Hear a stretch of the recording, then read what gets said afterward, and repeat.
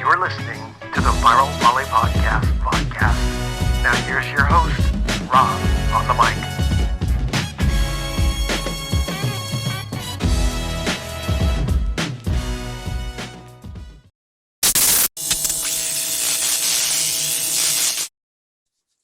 Hey, good day, everyone. I'm Rob Sparrow with the Viral Volley podcast, and I've got David Hunt of Pepperdine, Dan Friend of Lewis University, and Jay Hossick of George Mason. We're here to break it down for you from week 3 play as we go into week 4 of NCAA D1-2 competition. Thanks for joining me today, gentlemen. Good to be here. Thanks for having us, Rob. All right. Hey, you know what? Abnormal recording week. We're here on a Tuesday, so we actually have the benefit of a poll. So I thought we'd just start and go right into the meat. But a lot of chatter about the way voting is going, and we discussed it in last week's episode. And David, you did actually mention it's been kind of awkward this year since teams are starting later than others. But apparently, one of the people on the screen, we'll go the lower left guy, has started quite some chatter about voting in the AVCA poll. So let's go ahead and just hit that straight on. But I'm going to save Jay for last, and I'm going to go right to Dan because I want to start him first. You know, he's always in the middle. So we're just going to start him first here. Well, I think the poll's a little tough, like we talked about. So you're going to get into this where some teams are going to have 8, 9, 10 matches, and some other teams haven't played at all yet. You know what I mean? And so do you honor the teams that have played with those rankings? And certainly some of those other teams may jump right up when they start playing. And so you just, depending on the voter is, they have to figure out for them how they want to look at it. You know what I mean? In terms of that. And so, and I think that's a big piece with it. I think most of it is pretty good still in terms of where teams are at. Doing and I think you can still continue to see some shuffle because a few of those teams haven't played, but certainly, you know, with UCLA going to BYU, I think we'll get a little bit of a take on that going into the poll the following week, a bunch of conference matches going on besides that, so you can see some shifting and moving from that point. But I don't know, I think the poll's fine, you know, in terms of where it's at and what's going on from that standpoint. All right, let's go to David Hunt. Oh man, lots of thoughts. I said it last week. It's not the 2020 poll. You know, it's 2021. And unfortunately, some schools haven't been able to compete, won't be able to compete for a while. That being said, are there really good coaches at those universities? Yes. Damn good coaches, some of the best in the country. And are there some good players? Yeah. And I think we got to take a piece from the college football playoff and go with the eye test, but you have to play here pretty soon to have that happen. And at least for myself, you know, it's not going to be something where you work your way up. I mean, if Santa Barbara plays and I maybe had ranked them 10 because they haven't played, and somebody is 10-2 or whatever ahead of them, but then Santa Barbara plays and they look like the 3rd best team in the country, then I'm going to rank them 3rd. You know, there's not this, well, you can only get moved up so often, but the reality is if you haven't played a match, I think it's a disservice to the teams that are playing and putting in the time right now. Again, it's nobody's fault, or it's not a slap in the face, because I think some of the best, you know, coaches in the country are coaching some of those teams that I'm going to move down. But I just want to honor those that are playing matches right now. Yep. How about you, Jay? I know you've got a lot brewing there. You know, I think David nailed it right on the head. The challenge is this, you know, we as poll voters, you know, we have a job to do every week of honestly assessing who we think should be in which position. And some coaches take it really seriously, which, you know, they should. I mean, it's an honor to be on that poll, that voting poll. Some coaches don't do it very seriously, and they just kind of put who they believe and who they think, and they don't really watch any of the matches. There's a lot of bias that goes on. And there's some coaches that just check out and put in the same list all year long and just go, oh, I'm a voter, but they don't really take the time to go ahead and look at the schedules, see who's actually playing. I mean, there's some voters that are putting teams in this year that have no schedules because they're not playing this year. And that, to me, that's a disservice. That's a huge, huge bummer. The reality is this: I voted the way I voted because, yeah, those teams played. I didn't not vote for BYU. I didn't not vote for Long Beach State. I just merely put some teams that had played in recent weeks and actually showed some really good stuff. I decided to give them a little bit of love. I thought they deserved it. As the season wears on and as people start to play and as people's results start to shake down, my poll is going to come back to a more normal, balanced poll. But don't be surprised if I don't put some teams higher up there right now, because they deserve it. They're going out and they're playing, not by any fault of the people that can't. That's just the way that the cookie crumbles, but they deserve a little bit of love. So I'm giving them a little bit of love. And over time, other teams will start to creep back up and get back to their more normal spots. That's all. I was thinking one of the conversations I'd come across on Volley Talk, of course. Yeah, And- chill out, people. Chill out, Volley Talkers. It's not that big of a deal. It's not the end of the world. Well, I mean, the analogy that was given was, what would you do on the women's side if you voted Stanford 25? And the kind of chatter that would happen on the boards and just in the nation. It'd be, like raining cats and dogs, end of times, apocalypse and everything. So Cats and dogs living together. It's pure anarchy. there you go. Ghostbusters reference. So, hey, great discussion, guys. It's a challenge. What's that? It's a challenge, and again, we all, Dan, Dave, and I take this all seriously enough that it deserves an appropriate response from us, and we do our due diligence. And if people are upset with it, that's fine. There's always room for discussion. I'm okay with discussion, but relax. It's not the end of the world. Yep. Oh, well, it was a shocker, and when you just click the link and you see the polling, but Lewis won first place vote, which I'm like, oh, you know what? I wasn't going to name you, Jay. I voted for him. I have no qualms about it. It's public anyways. You just gotta find the spreadsheet that's on the AVCA site. Lewis is crushing people right now. BYU hasn't played anybody. Sorry, BYU, but I put Lewis number one. Well, that's actually an excellent segue, because there was almost a reverse crushing of Lewis against NJIT, which is a hot topic last week. And man, we were referring to them as the dark horse beast of the East. Let's just call them the beast of the East at this point. That is a good team. And let's talk to the one who had firsthand experience already. Dan, what was it like playing against that huge team? Well, it's interesting because we're huge. So I thought it was a similar dynamic in terms of size, and certainly presented some challenges. And I thought NJIT was good. They played the first night. They had a couple of chances against Loyola. They just didn't quite settle in. They've got a new setter that's kind of running the show, and he's trying to figure things out. And so, the second night they were good against us, and that there's a lot. So everybody's going to get used to this. You're playing back-to-back road matches, and we played at 12 and 12, and waking up and getting used to that, and how do you recover? And we're doing it at Ohio State this next week at 1-1. Like I said, I'm not taking anything from NJIT. I thought they were great. They played well. They did a lot of good things. The big Oppo guy is huge, and their Spaniard is great, and so did a lot of things. But I think all those things are playing into it. We talked about it, the guys, about being ready to go in the beginning. And, and certainly NJIT had a shot to put us to bed. But I was proud of our guys and how they responded midway through the match. And, TJ and Kuhn and a couple of our older guys. No, do it right. You got to say the whole name. TJ Murray. There it is. So, those guys came alive for us, and, and really nice things, and a lot of grit by our guys to find a way to win that match, which can really go a long ways down the road. So, well, I wanted to drop some names in there because there was the setters news, 6'7" freshman from Bridgewater Raritan in New Jersey, or Bound Brook, New Jersey. I thought he ran an excellent show. I mean, that's his first year running the court. And then you have the two Spaniards that were in the middle and the outside there for you, are Jimeno, and then the middle, Ditchavaria. I probably butchered his last name, but guys are down 0-2. TJ Murray in the fourth set, back-to-back kills to push the fifth. A lot of drama there, but I'm going to go to David Hunt of Pepperdine and get his thoughts on this NJIT team.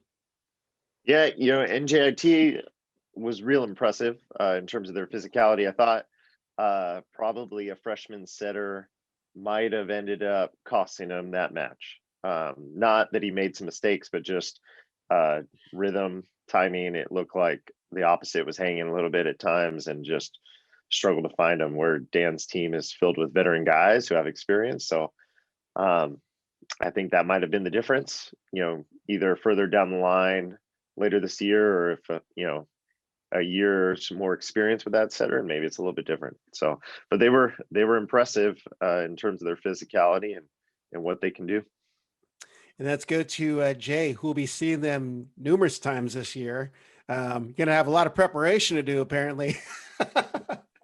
No, listen, I called it, at the end of last year that NJIT was going to be a team that we should definitely be thinking about. And again, Danny has done such a nice job with recruiting. I agree with Dave 100%. I think the freshman setter, it wasn't his fault that they lost, but I think if you had the veteran setter Nito from last year in that lineup, I think it might have been a different story. They could have maybe gone 3-0 on Dan's team. They're that good with that kid at the helm. And I think the kid is in his first collegiate match the night before and dealing with being on the road and all those things that come with it on your first year. And I think maybe coming into the second match and playing a team like Lewis that's ranked very high and has some big bangers in that gym. And although that probably didn't scare him, he definitely probably felt the moment a little bit. And I think that maybe kind of helped a little bit in Dan's favor. But, the Spaniard middle, the Spaniard outside, the Polish opposite, the Brazilian middle, I mean, they are just loaded to the gills with foreign kids that have tons of experience. And they are only going to get better. And NJIT is one of those teams that I think from now on, people will at first kind of go NJI who, and now they're going to be like, yeah, NJIT. And by the way, this is Kevin Barnett's favorite team from the East is the NJIT Highlanders. He's been talking about them forever. So Kevin Barnett, I'm giving you a shout out. Your team's starting to rise in the ranks there a little bit, and they're going to do some damage in the next few years. So yeah, good performance. And Dan is 100% correct. Gritty performance by his team to come back. I mean, that's the sign of some veterans that know how to play in tight critical matches. They know how to play calm, cool, and collected and just play the next point. And that's a really good job by his team to come back and get that win and ultimately take the match. Excellent. Hey, we're looking forward to seeing NJIT through this season because they're only going to get better, as you guys have all said, and they're pretty darn good. So, Jay, have fun seeing them multiple times, and Thanks. Hey, next topic. Friday, things happened where Big West actually announced they put out the release finally that spring sports are a go. But with that announcement came some other issues, and a lot of news has developed actually since then. Great that it's a go, but Long Beach State and Cal State Northridge still hadn't been in the gym at all, whereas we know other teams have started practicing. But as of yesterday, I've seen on social media that now Long Beach State is officially back training. So I wanted to get your guys' response to the announcement of Big West going for men's volleyball. And we'll start with Jay on this one. Well, it's great that they're finally getting able to get back in the gym and they've gotten the clearance to be able to play. And, that's all really anybody wants is a chance to play. And so kudos to the Big West for making that happen. I'm wondering why the Big West women's volleyball was canceled. I don't know if that was just a scheduling issue or what the case might be. That to me is the bigger question. I always thought the Big West men's volleyball was going to happen. But regardless, Northridge and Long Beach might be at a little bit of a disadvantage, but not everybody has, similar schedules for their practices. So, I still think to this day, Stanford has not been in the gym yet together. So, I know they're not in the Big West, but wow, it's different across the board and everybody's got their own struggles. So kudos to the Big West for making that happen. Yeah. How about you, Dan?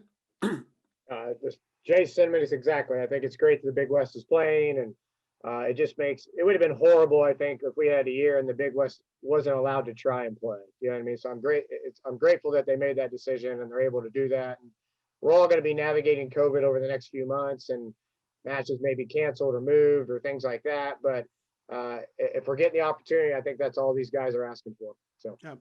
And let's close out with David. Yeah, I think I agree with both these guys. I think it's great that the Big West is going. Nothing is fair this year. I don't think we can sit here and say, well, this is fair. That's not. Nothing's fair, but everyone's going to have an opportunity to go play, which is what matters. And specifically for those, guys that came back after having last year cut short. I am concerned about just the reality of, can they get a conference season in? It seems like it's jam-packed in there for about a month.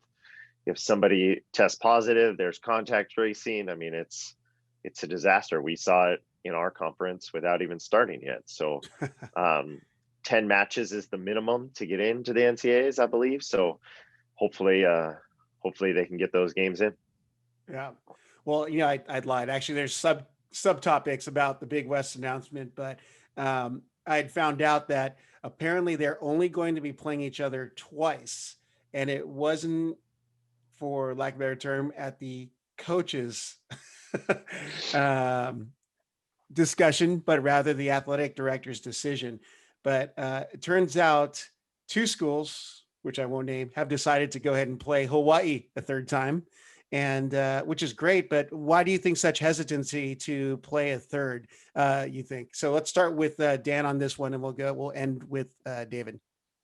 Yeah, I'm not sure. As I kind of read that, I think they wanted to give them a minimum that they were going to schedule, and then they were going to give them some latitude to kind of pick up those extra matches instead of making it a mandatory. And so, and maybe that was their thought process, like, hey, we're going to put this schedule together and then give you the latitude to add if you want to within your time frame. And so that's the only way I kind of looked at it and read it. And I'm like, well, they're going to have these matches for sure, and then they're going to be able to do a little bit more within conference, which I think most of those schools will. And so maybe they weren't just trying to make it mandatory. I'm not sure. So. How about you, Jay? Thoughts on that? Pure speculation. I think the two answers that come to me, our budget. I don't know that all teams will be able to afford to have a full travel schedule. And so who would get that third game? Would it be 3 at the same location or not? Would there be a return trip?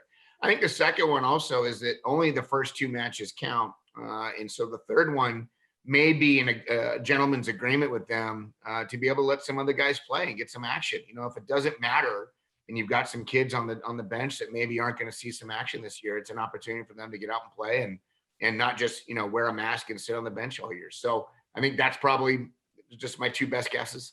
Yep. How about you, David? Yeah, I agree with Jay. You never know with the budgets. I think as coaches, we're probably the lowest people on the totem pole at the university in terms of making these decisions.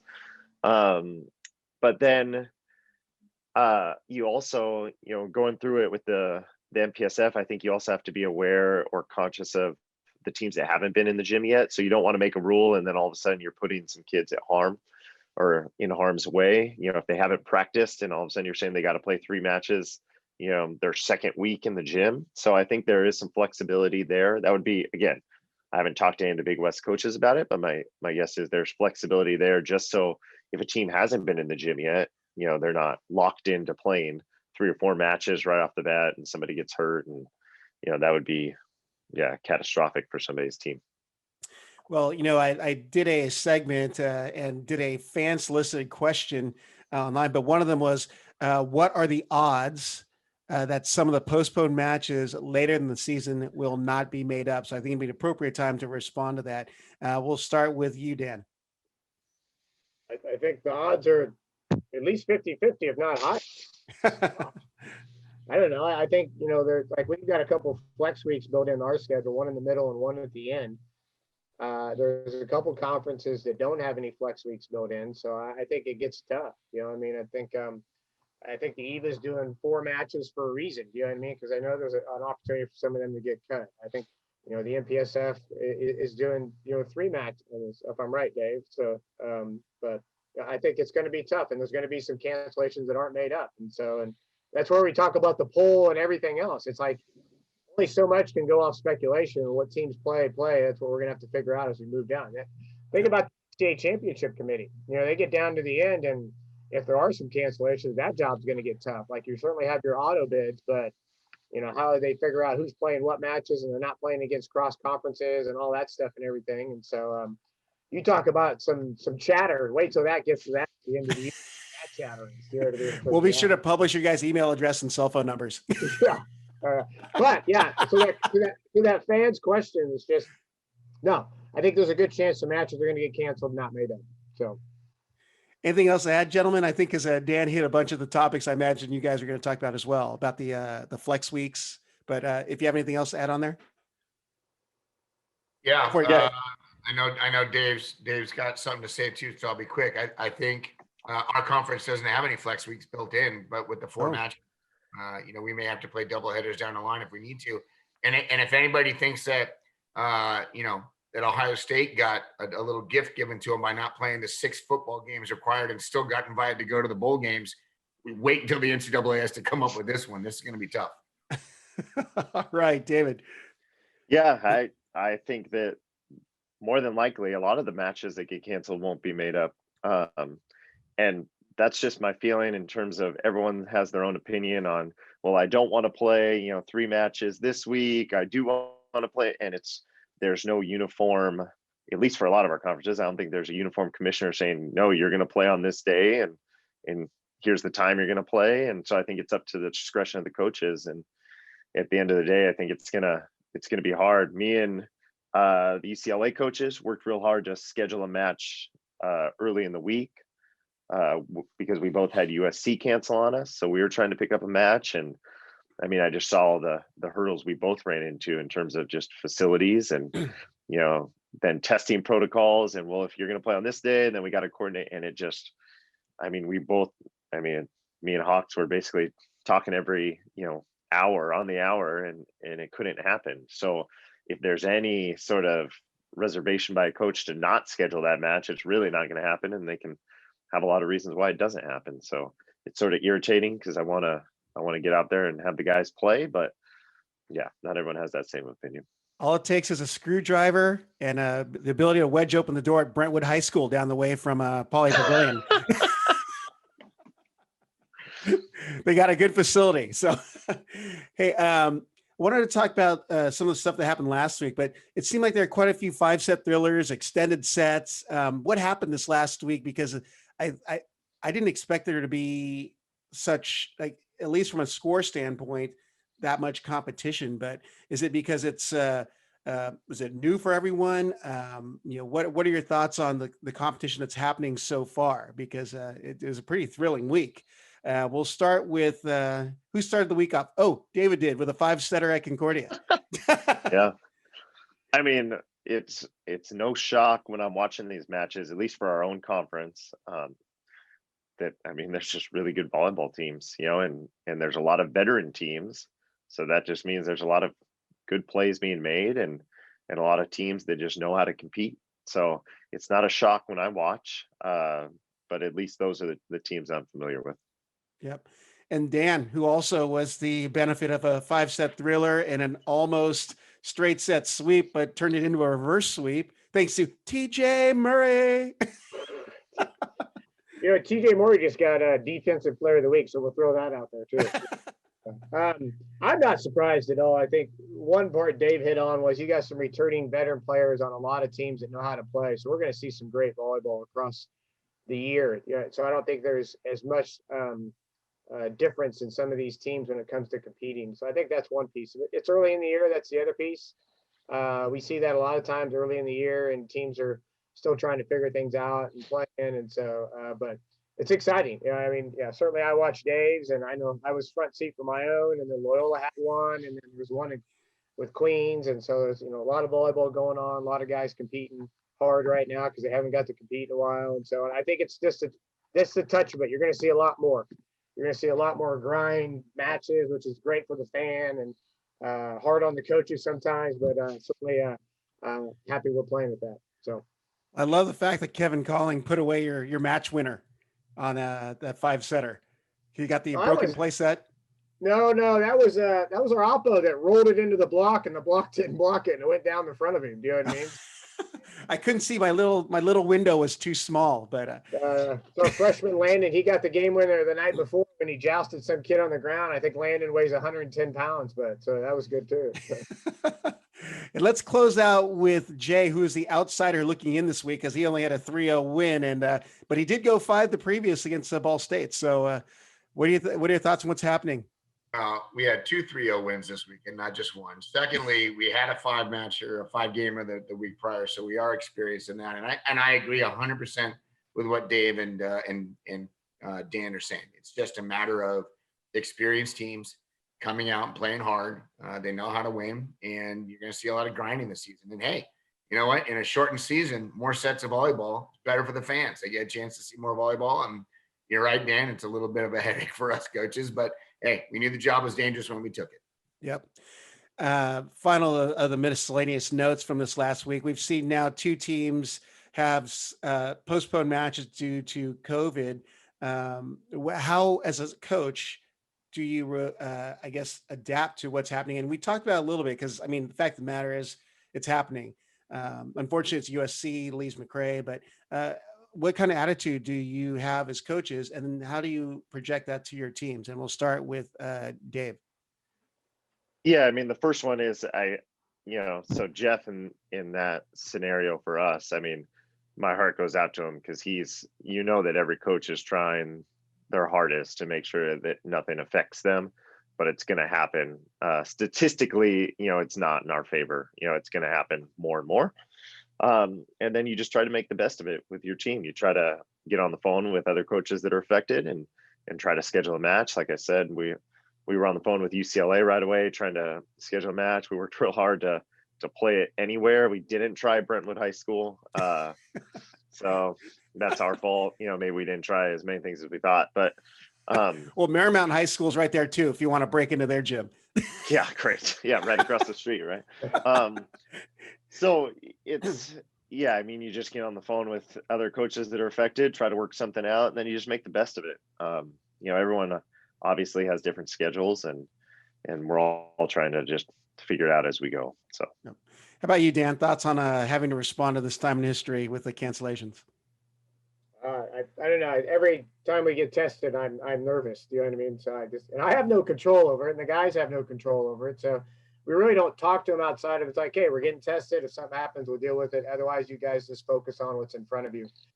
And I'm sure it's going to happen sometime where something's getting canceled, and that'll be our message. It'll be like, hey, if it's us, rest, recover, stay on top of school stuff. If it's another team that's being canceled and we're not getting to play them, hey, opportunity to get some reps, get a little bit better if we can't get a match in or whatever with that. And so I think it's your outlook and your attitude. And I told the guys, and certainly you're going to have to be water for sure this year. Move, flow, not get mad, not get upset, just like, hey, we're playing, move on to the next thing. We'll tackle it as it comes. And I think your attitude towards this whole piece is really important. So, yeah. And Jay, how about your thoughts on it?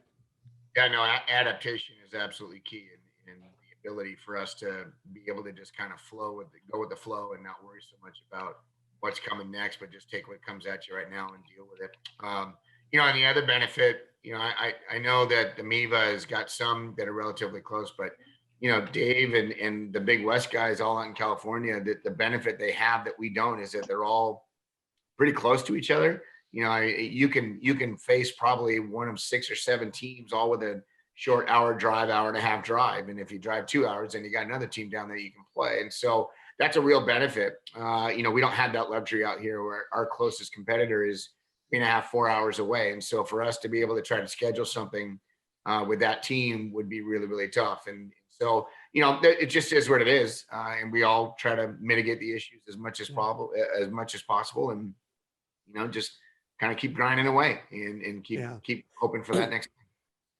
I probably should have phrased it in the fan question, but that was actually one of the questions, the unexpected benefit from the pandemic restrictions and how it's benefit your team and have your teams come closer. Would you say that your teams have gotten closer having to deal with this additional time in history? And we'll start with you, Jay. I'm going to actually say no. I think our team is actually not benefiting at all from COVID. I mean, we're learning some life lessons, that's for sure. We're learning that life is not always fair, and that sometimes you get curveballs thrown at you, and you're gaining some valuable lessons that later on in life might prove to be beneficial. But I think my team can only be so tight when throughout the year when you can only spend so much time with each other. I know our guys have a volleyball house where a bunch of them live, and normally there's the entire team is there after a match. It's just the way that it works across the country in any sport. And when you don't have that luxury, I think you're missing some key components and key things that help guys deal with situations a little bit better. So no, I don't think there's a real benefit at all. I think it's just, it's another thing we have to deal with. All right. How about you, Dan? Thoughts on having the unexpected benefits, if there are any? I agree with Jay. No, it's been like, we couldn't go paintballing. We couldn't go do our dune strip. We couldn't go do all the little things that we do that are, these team bonders, and guys get to hang out, or you're trying to figure out how to eat on the road where you typically try to eat together. I mean, no, I think lots of different challenges in the sense of not having that same team camaraderie, even on the bench. And you guys know how rowdy my bench is. It's like, oh no, you guys got to separate. You can't do your rowboat or you can't do this. It's like, what? We're masked. And so just pieces like that kind of take away from the things that the guys are used to and enjoy. I think those are the tough things. The guys are dealing with it well. I mean, we had to actually eliminate our red shirts off the bench, which we've never done. Those guys go on the other side of the stands, or where the bleachers are, and ask me if they could dress up. So we got 5 guys that are red shirts on the other side doing something because we don't have any fans. So they're dealing with it well, but certainly no, I don't think it's the same or it's in the benefit of the guys at all from that standpoint. I think they're dealing with it well, and that's all we can do. We keep trying to get better in terms of that stuff. And I think school is a challenge too. We're not even touching on. We're talking about the volleyball side. And guys are trying to do online learning. Teachers are trying to get better at online learning, and all that stuff's pretty difficult at the same time. And so you're trying to make sure you're trying to help the guys and have them be successful, but it's difficult. All right, and let's close out with David. Yeah, I agree with Dan and Jay. It hasn't necessarily been all positives. I think the positives that come out of it are the ones that we framed well. I guess the one thing that I think has been a pleasant surprise or a nice surprise has been it's opened the door to have some really tough conversations about some things that we typically wouldn't talk about. Mental health being a big one, the anxiety and the stress that we're all feeling, and not being able to convey that to our friends, to our family, to people that mean a lot to us, not being able to see our friends and family. So all of those things have been tough, but we've been able to talk about them. So that's been nice. But what these athletes go through on a daily basis is a lot harder than probably what everyone realizes. Well, that's a good way to end our episode of the Volley podcast. We got some big matches coming up this week, starting up some conference play in looks like all the conferences except the Big West. But I'm a little embarrassed, Sarah, but I'm just happy we're going. So hey, that might hurt him in Jay's ranking there. So well, hey, we've got David Hunt of Pepperdine University, Dan Friend of Lewis, and Jay Hossack of George Mason. We catch you guys next week, and good luck in your matches this week. I'll be watching on all my screens. So look forward to chatting with you guys next week. Thanks, See you Rob. guys later. Hey y'all, thanks for listening to today's episode of the Viral Volley Podcast. Be sure to follow Rob at Rob on the Mic on Instagram, Twitter, and Facebook, or at robonthemic.com. Check you next time.